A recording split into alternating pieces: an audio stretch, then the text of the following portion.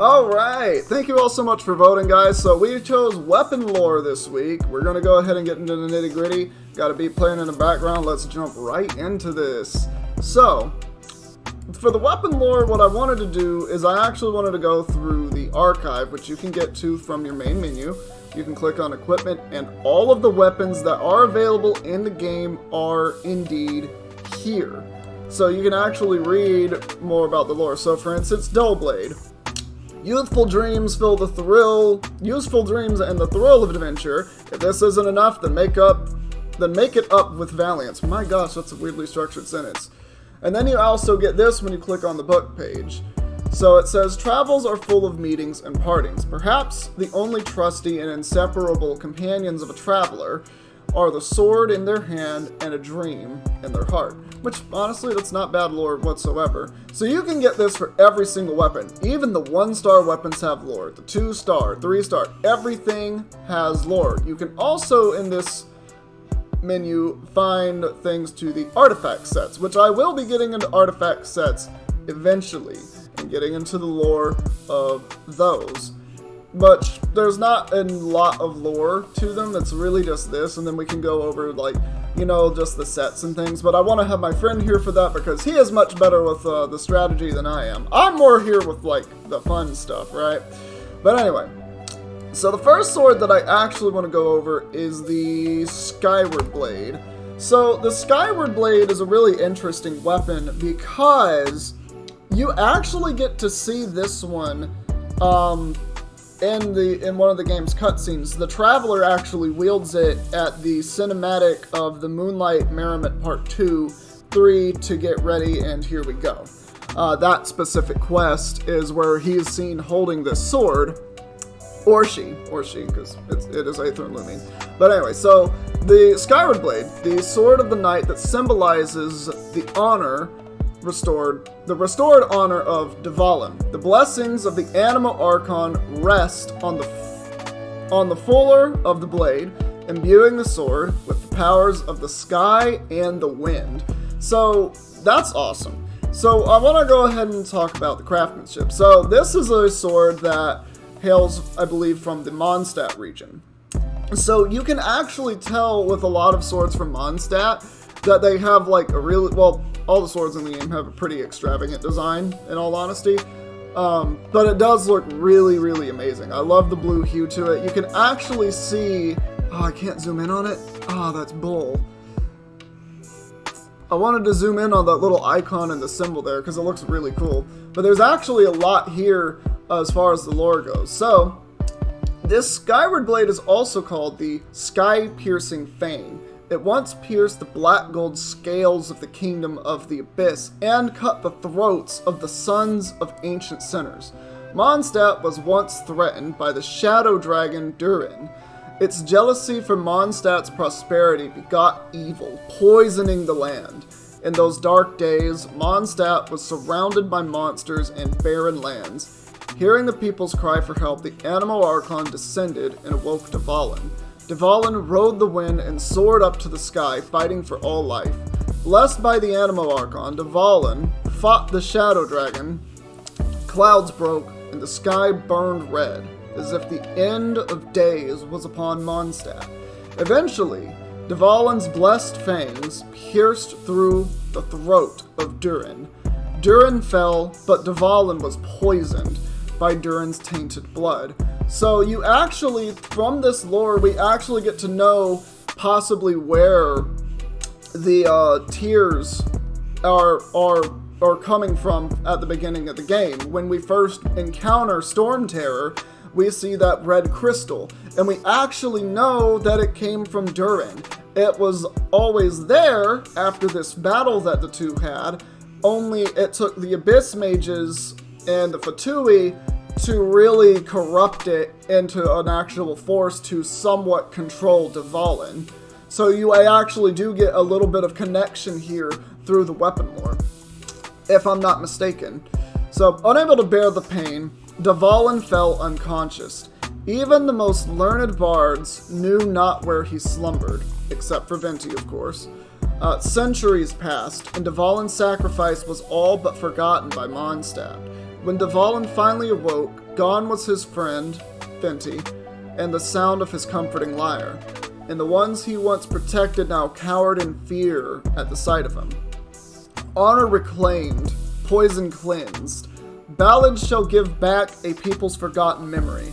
A prayer, this sword is, may Dvalin's name be restored.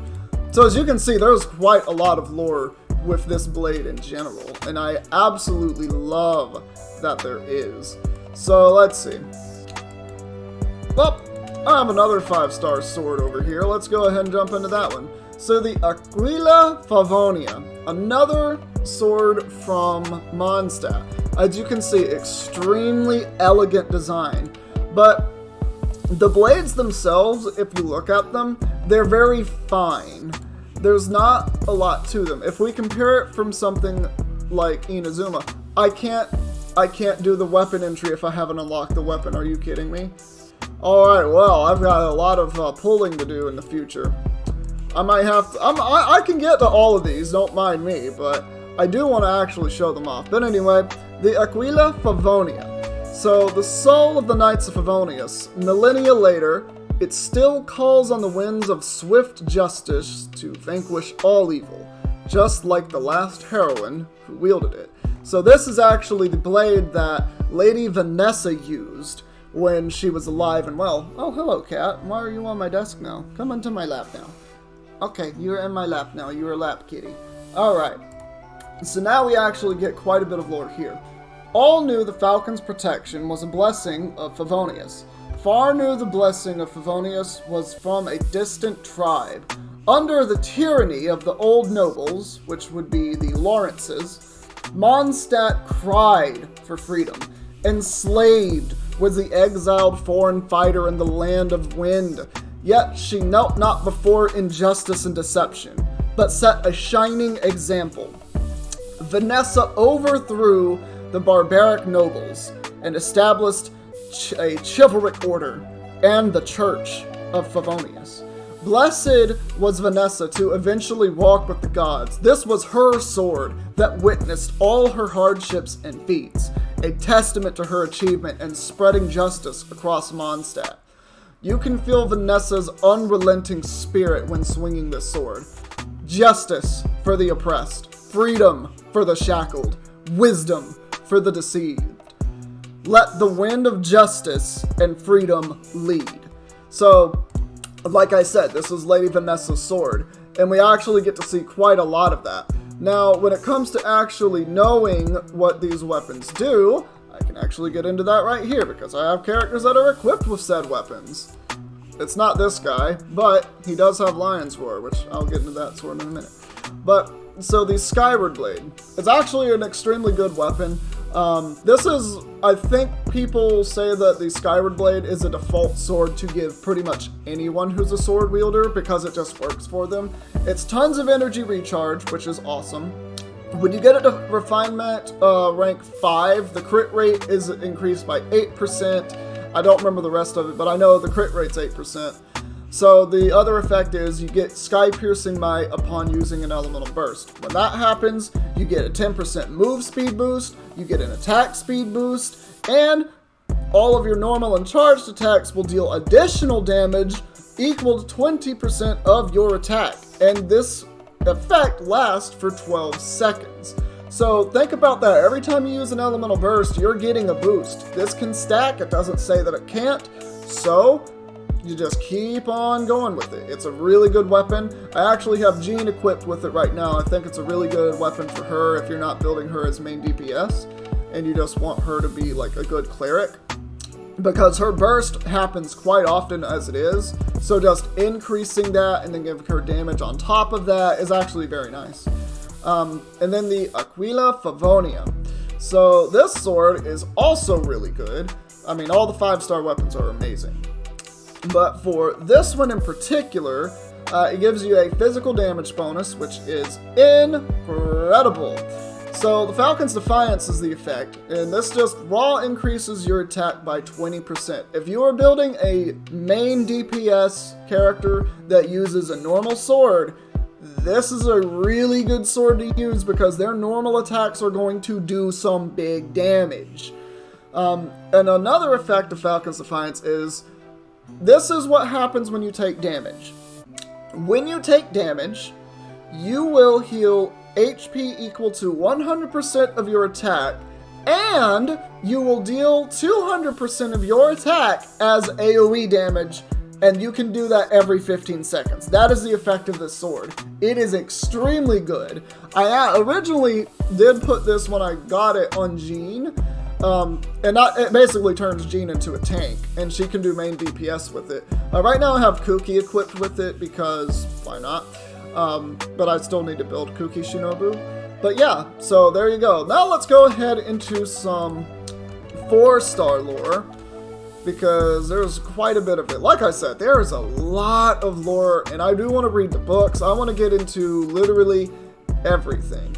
So, a 4-star weapon. Let's go ahead with the Bell. One of the notoriously known as one of the worst weapons that you can have in the game. This is a Claymore, so heavy Claymore users want to use this one, but they don't want to use this one in particular. So the Bell, a heavy greatsword. A clock is embedded within it, though its internal mechanisms have long been damaged. So the Bell, oh my god, this says a lot. This is also as you can see, this is also one of MONDSTADT. No, just there, when I say elegant design, I don't mean necessarily like the outline of the weapon. I mean the intricate details that are put into the weapon itself. There's quite a lot going on here. As you can see, yeah, there's a clock embedded in it. There's so many small details that are put onto each of the MONDSTADT swords, which is reflective of what you might hear in fairy tale stories or fantasies of, you know, like medieval era, or, you know, those times where there are knights and there are battles, and, you know, goblins, trolls, dragons, and you have like the brave knight and hero.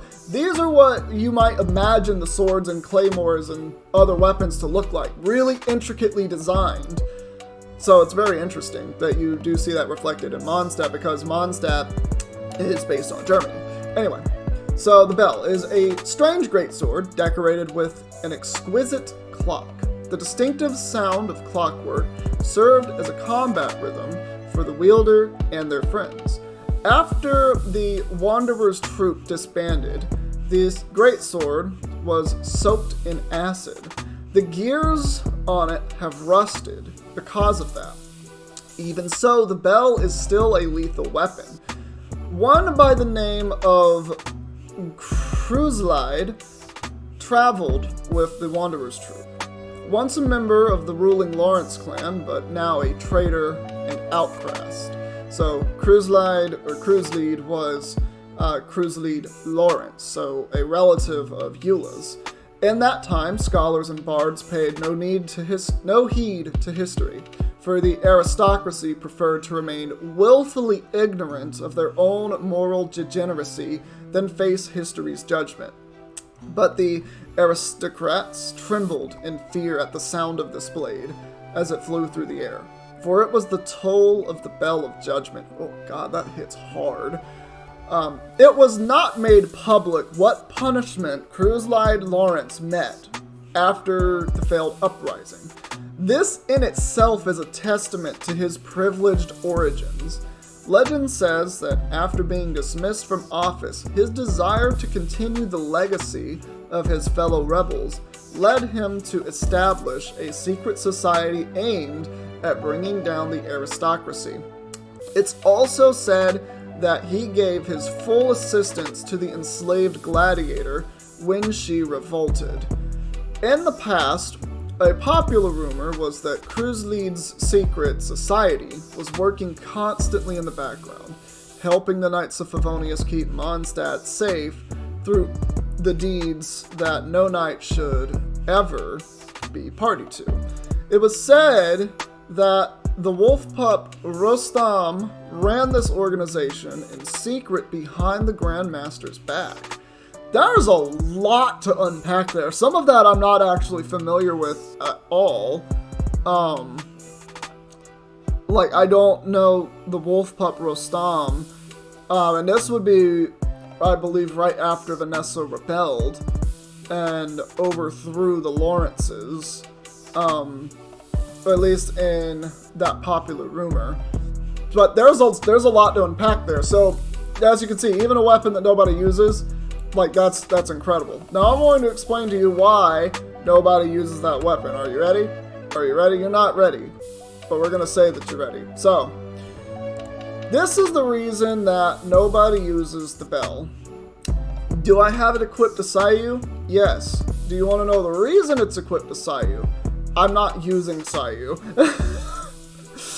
at all, actually. But I also have been wanting to build a defense team just to see if it works, or if it can work. And that's not what the meta is. The meta is do big attack damage, do big burst damage, defeat your enemies in a flash. That's kind of what the meta is right now. So the bell doesn't do that. The bell is longevity. So the bell, it gives you HP percent, which, as you know, the fatter your character, the longer it takes to beat them down. What it does, though, is this. So when you take damage, you now generate a shield that can absorb up to 29% of your max HP. And that shield lasts for 10 seconds, or until it's broken. And that effect can be triggered only one time every 45 seconds. But the effect of having this shield on you, or any shield actually, the character wielding this blade gains 21% attack damage. All attacks, elemental skills, burst, everything is just increased damage. So it actually does have a good effect. It's a very defensive weapon. So, you know, it's not one of those really handy things. If I were to actually say a character I recommend this on, if you have no better weapon at all, it would actually be Dori. And the reason that I'm going to say that... Dori? How do I get Dori on that? Okay, I got it. You ready? I'm gonna do this. This is how I put Dori on the weapon. So I swap here. There we go. And then I do this. Kitty, get off of my desk, please. Okay. So, I would recommend Dori. The reason that I would recommend Dori for the bell, if you have no better claymore, again, I cannot stress that enough, if you have no better claymore, it is because Dori scales with HP and Dori's burst can heal. So you get the HP percent on top of that, and you actually do get some shields with Dori. And you would want to combine that team probably with somebody like Noelle, or anyone that can Geo, and any Geo character that can make other shields. That way, you can keep going into Dori, and you have a shield. So, that's kind of like the gist of it, but you wouldn't be using Dori for damage here. You would be using Dori just purely for support. She throws out her elemental skill, and she throws out her burst. You wouldn't really be attacking with her all that often. But that would be my suggestion if you were to build someone with it. I suppose it could also work on Sayu for the same reason, but Sayu is just, I feel like she can do much better with almost any other blade. Like, again, most other claymores are just better than this. Alright, so that's going to be 3. I'm going to go ahead and call it there, but we will have more weapon lore. Because as I learned today, I'm going to have to use that website and do other kinds of lore videos. But, thank you all so much for watching. If you liked it, please leave a like, leave a comment, and subscribe if you want to see videos similar to this one. And we're going to see all of you in the next video that we do. Take care, everybody.